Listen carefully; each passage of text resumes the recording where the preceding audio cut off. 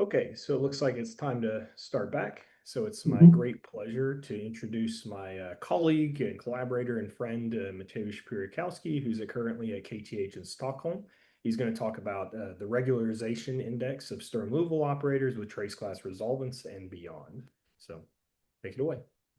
Yeah, thanks a lot. Thanks a lot, Jonathan, and thanks for inviting me. Yeah, so um, in this talk is mostly based on this recent papers of ours that got actually accepted very recently. You can find it online since a few days. Um, and we will I will be talking about general Sturm Liouville differential expression with some extra assumptions that I will show you later. So fortunately, we've already seen quite a bit of Sturm Liouville theory in the previous talk.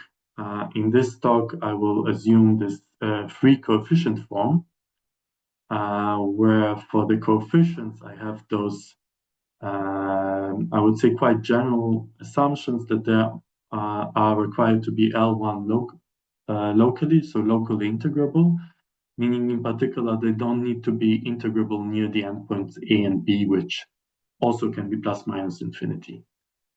Um, right. Now, right away, we introduced the notion that this differential expression tau has traceless resolvents if and only if all self-adjoint realizations T of tau have traceless resolvents. So usually they could be many self-adjoint realizations, but luckily they're kind of they're very well understood, and in particular if one of them has traceless resolvents, then any will have. So this is really a well-defined notion.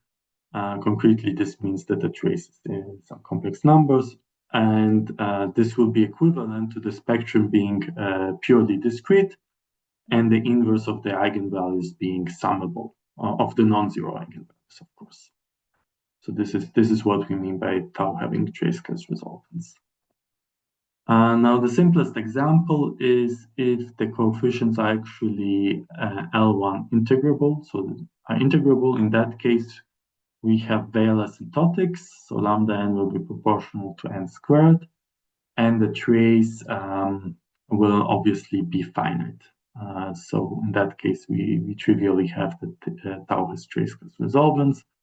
But we will be mostly interested in the singular case, meaning that one of the coefficients, or maybe all of them, are only locally integrable and can blow up more than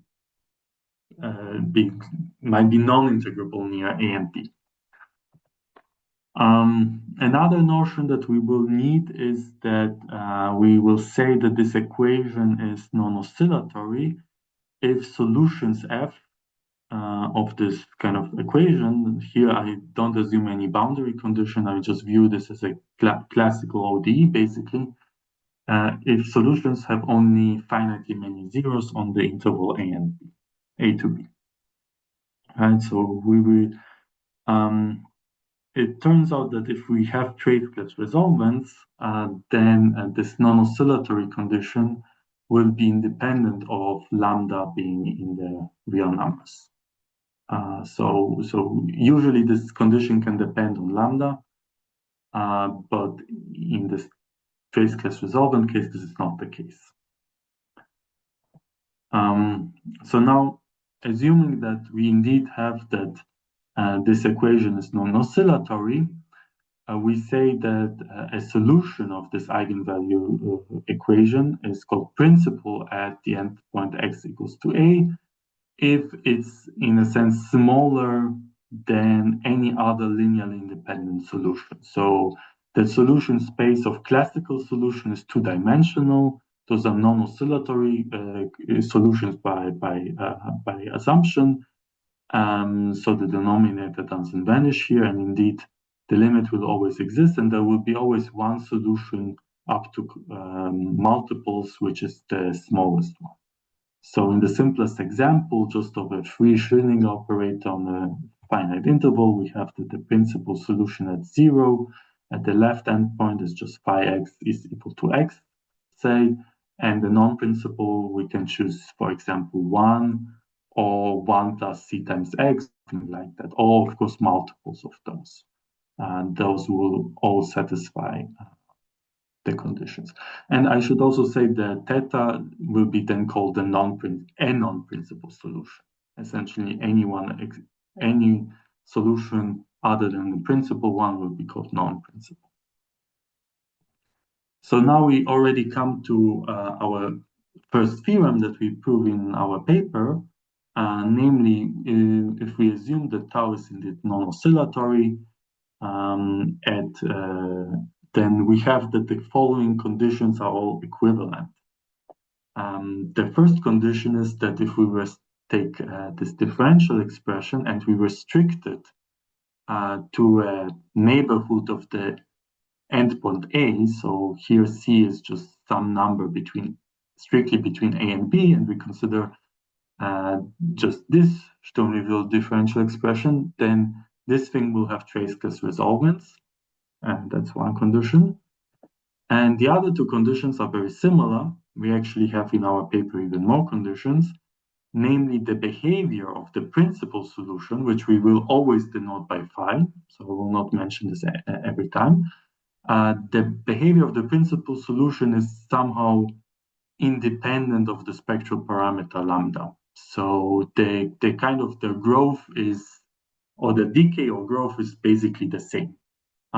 So that's why this limit exists and is a non-zero real number, and the same for the non-principal solution. For the non-principal solution, again, their behavior is the same independently of lambda. We cannot say a priori which real number we get here, because for every phi, we can just take a multiple of phi, right? But we can say it's meaningful to say whether the limit is finite or not, right? So all three conditions are equivalent. So now we have the background which will allow us to define the regularization index, which is really what this paper of ours is about.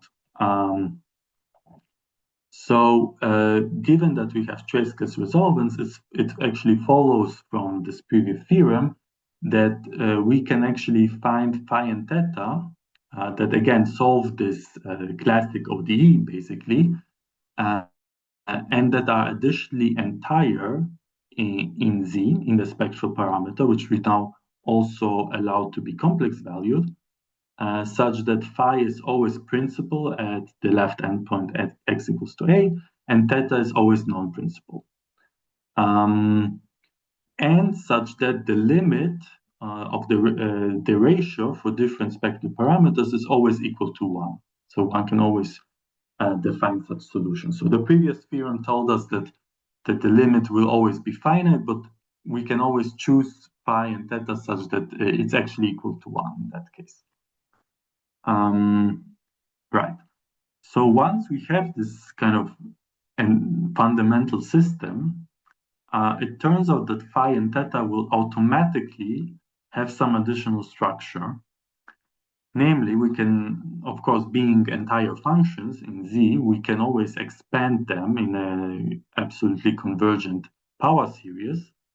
And the coefficients will satisfy a very interesting property. So the coefficients for the phi will somehow always be increased with increasing power, and they will be asymptotically smaller and smaller at the left endpoint. So this limit will always be equal to 0 for all natural numbers. So that's for the principal solution. For the non-principal solution, we have a similar condition, but that is guaranteed only up to a certain index or simple certain integer, LA, which I will explain in the next slide. But those two conditions will always hold given those conditions over here. So what is this index, this LA? That's actually the regularization index that I was talking about.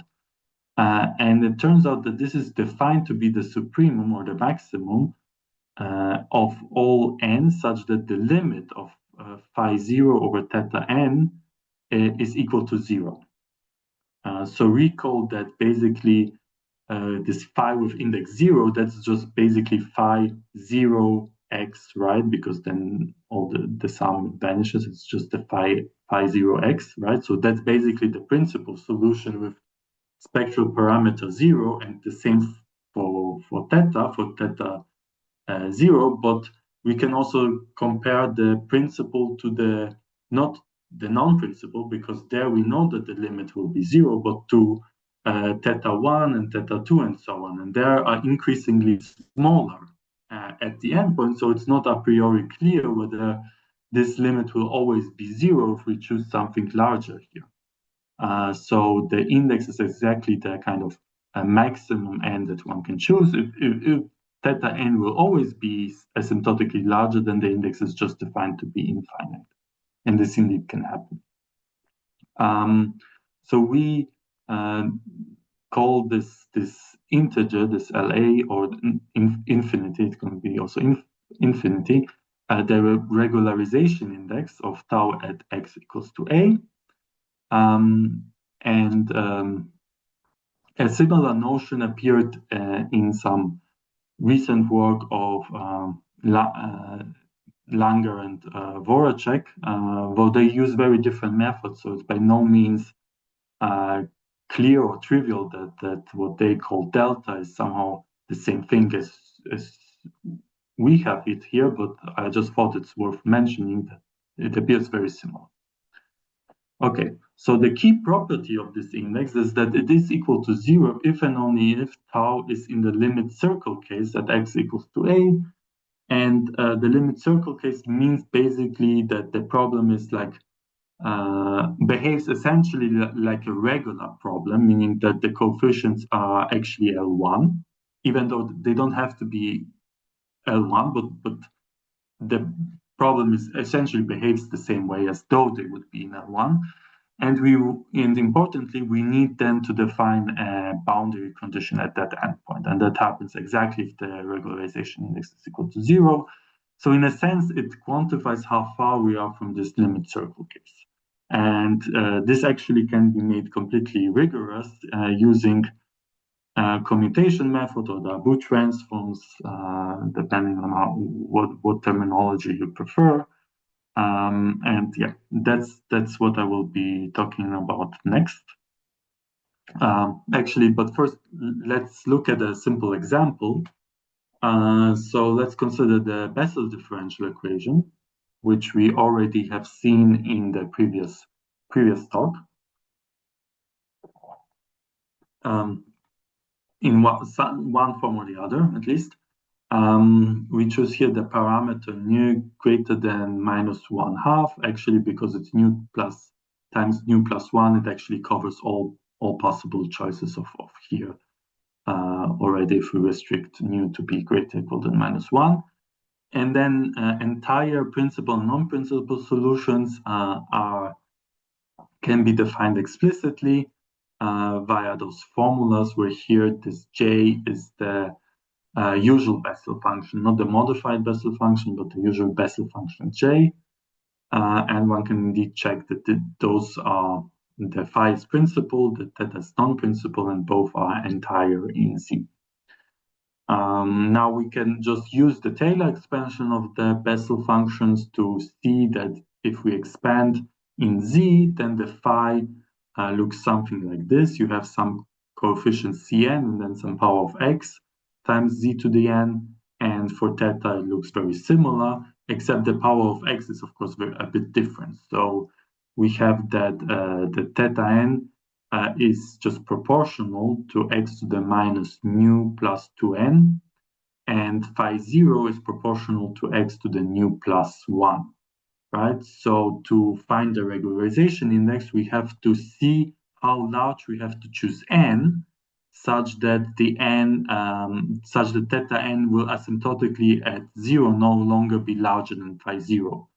And that's, of course, equivalent to this exponent over here being smaller then nu plus 1, and you can compute the largest n such that this holds, and you end up that the regularization index is just the floor of nu plus 1/2.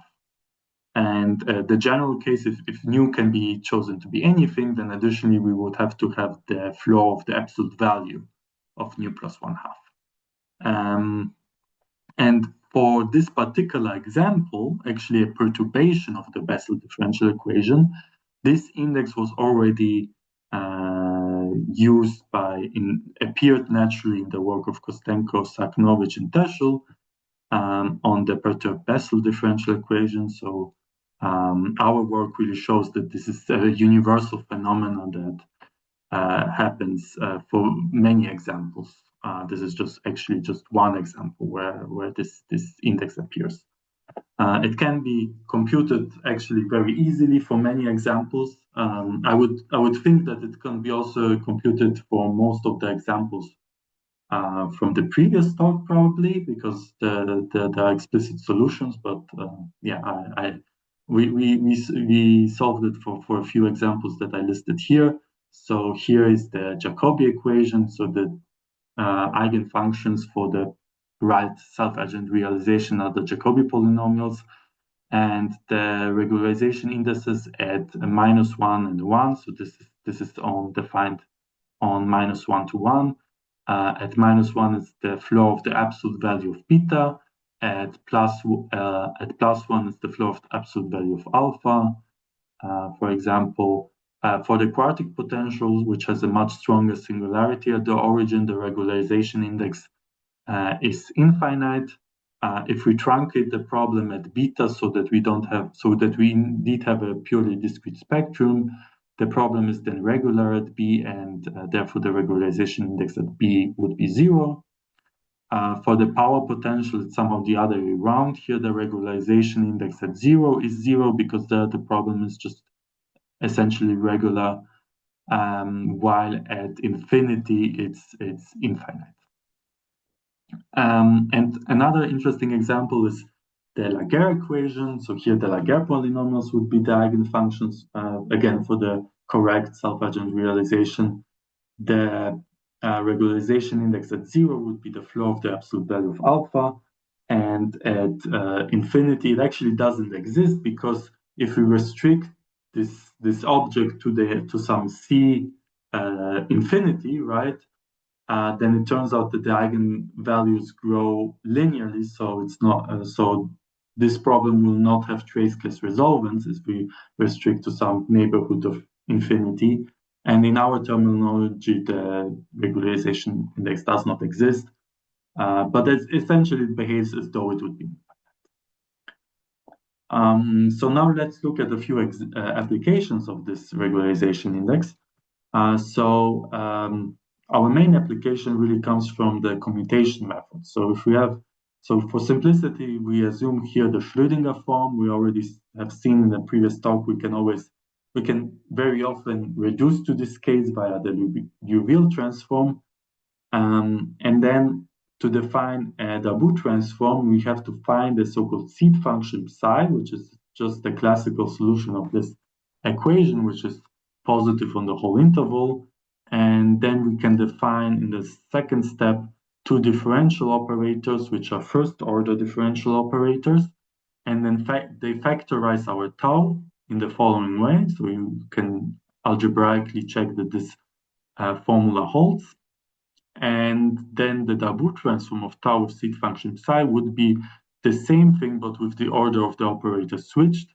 So this is then again a Schrödinger differential expression, but what changes is that now the potential gets modified, as you can see right here, right? So you kind of, if you have a solvable problem tau, then you get a new solvable problem via this transformation, basically.